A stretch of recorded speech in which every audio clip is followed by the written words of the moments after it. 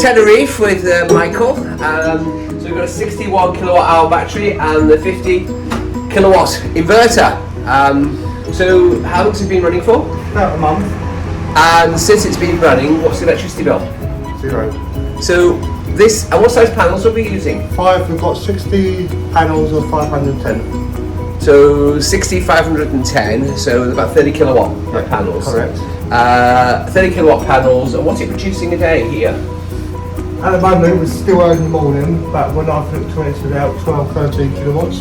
So this time in the morning, so over the day we're probably getting about 5 sun hours. 7 kilowatts at the moment. So it's produced 7 kilowatts and it's 10 o'clock, 10 to 10. Yeah. So, you know, as an investment, so what was the electricity bill for? It's about 450 euros a month. So we are now saving 450 euros per month with a Sunsynk inverter, Sunsynk battery.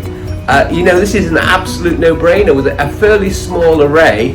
Now, some people might comment it's the battery or the inverter is quite close to the batteries. This obviously we've got space constraints here. However, we have got an air conditioning unit, so the room is actually physically cold, so the inverter doesn't actually heat up. So it's actually running really cold. But this is a really nice setup, and it's absolutely fit for purpose. We've got the panels on the roof, and amazingly, no electricity bill. So the payback is about 2 or 3 years. 2 years. 2-year payback. Amazing. Thanks for following.